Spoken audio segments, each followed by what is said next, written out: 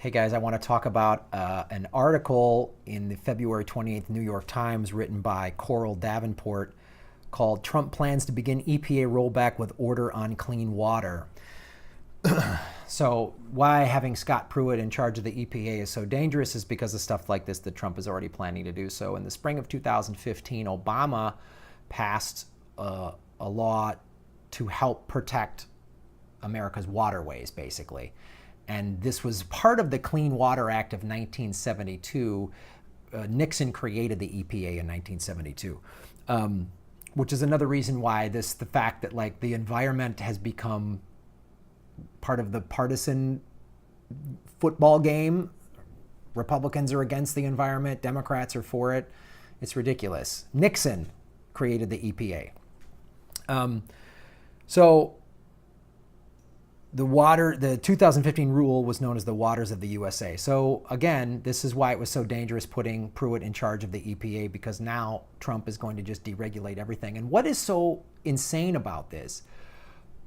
Look what happened in Flint. Do you want that to happen everywhere?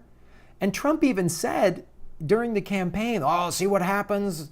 Obama, the Democrats, they can't even make your water clean. Like, that was part of his thing. And this is the whole... If his whole thing is making America first, is drinkable water good for America? I'm asking you this. Do you want drinkable water? Do you want poisoned water to come out of your faucet? If you are a Rust Belt, small town Trump supporter, do you fish? Do you like fishing? Do you like going to the lakes and streams and stuff in the summer? Do you like that? Because Trump doesn't. And he just wants to make more money for his rich friends. It is preposterous. And this is why I was so against Scott Pruitt, and this is why the Democrats that voted for him have pissed me off, and this is what happens if we don't pay attention. Okay? So I'm going to go into a little detail about what the order was that Obama created, what its purpose is, and what's Trump's plans for.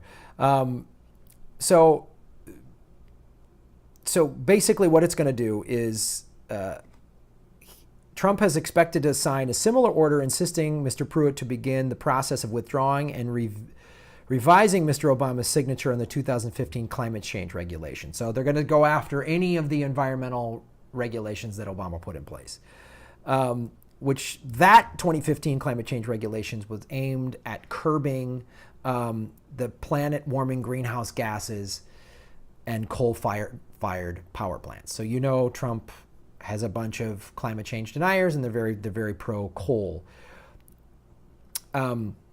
Here's the issue here. Because both of these rules were finalized under existing laws long before Mr. Obama left office, they cannot be simply undone with a stroke of the president's pen. So that is a good thing.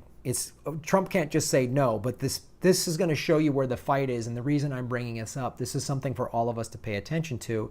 And you guys watching on the local level should pay attention to this, because you should resist this anywhere you can.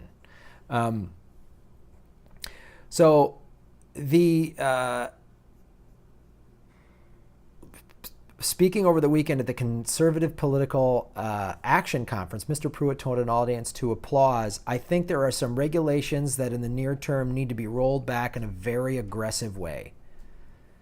And he said those rollbacks would probably begin this week.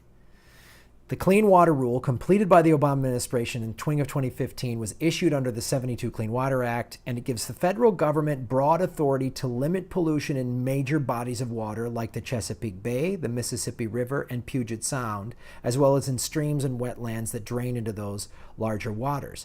Two Supreme Court decisions related to clean water protection in 2001 and in 2006 created legal confusion about whether the federal government had the authority to regulate the smaller streams and headwaters and about other water sources such as the wetlands. So this is when you read between the lines.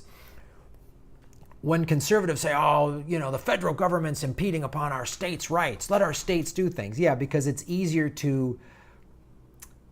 If the federal government isn't bothering, it's easier for, like, let's say the little county in Indiana that had a plant that was polluting, and our boy Mike Pence let that happen. And people were having respiratory problems in Indiana near this plant. That's the thing. It's easier if it's on a local level to deregulate and let this happen, because there's fewer people involved. You just get the governor of the state of Indiana to say, hey, this is okay, and it happens in a fairly conservative state, and you come screaming and the liberals, and everyone who calls themselves a Republican goes, yeah, the hell with them, even though, I'm having respiratory problems and my kid has asthma as a result of this deregulation that happened. And many Democrats have profited from deregulation as well. So the Obama administration's water rule, put forth jointly by the EPA and the Army Corps of Engineers, was intended to clarify that authority, allowing the government to once again limit pollution in those smaller bodies of water. Environmentalists praise the rule, calling it an important step that will lead to cleaning water and healthier drinking water. It's come under attack by farmers, property developers, fertilizer and pesticide makers, oil and gas producers. Really? Oil and gas are fucking it up? Golf course owners and other business interests that contend it is strife economic growth, blah, blah, blah, blah, blah, blah, blah. The American Farm Bureau Federation, which has led the legal fight against Mr. Obama's rule, contends that it places an undue burden on farmers in particular, who may find themselves required to... this is what drives me nuts. We live in a world, in a country, where organic produce is more expensive than produce that has fertilizer and petrochemicals used in it. Most fertilizer is derived from petroleum. It is insanity. It is pure insanity to think that putting these things into the soil is not going to have long-term adverse effects on the soil, on people's health. Mother Nature had it pretty figured out. It was after World War II that we started going into petroleum-based fertilizers to increase crop yield. Okay? I know that was great. We're feeding the world.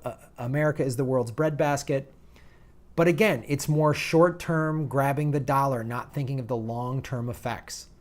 Not rotation of crops, not letting this part of your field, let the soil, don't overwork it. It's dangerous, and again, it's all about the dollar.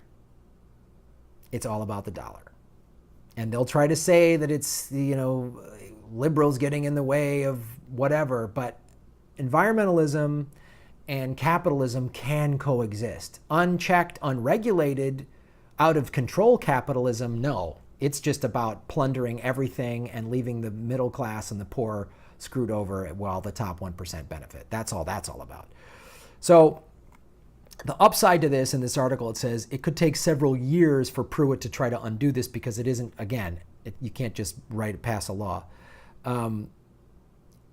But they're saying that this fight is going to end up in the Supreme Court, who controls the waterways. Pay close attention to this, because they're going to try to probably erode it through little local things. Protect your water. Dakota Access Pipeline was about this. Right? That's one of the things they want to do. More pipelines, because this is a protected environmental wetland. Developers, they just want to plunder the wetland and put up condos and a shopping mall, make it all nice for everybody. They did that here in LA near the marina. Then this Playa Vista, they got rid of these wetlands, part of the wetlands, and put up this new Silicon Beach city for rich programmers to not have to deal with outsiders. So this is the thing you got to pay attention to.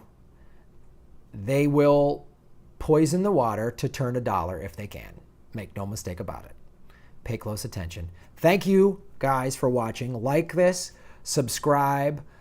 There's a Patreon link below. I'm also doing stand-up comedy March 17th and 18th at the Skyline Comedy Cafe in Appleton, Wisconsin. I'll put a ticket buying link in the show notes as well, and a link to this article, obviously. And I've got other stand-up dates that I'll put up as well. You can also go to grahamelwood.com. I'll put that link down there, and there's a calendar section. You see some of my tour dates. I don't have a lot of touring going on. I'll be in Hawaii March 22nd through the 25th doing shows in Oahu and the Big Island, and as I get the ticketing links for that, I will release those. Thank you so much for watching The Political Vigilante. I'm Graham Elwood.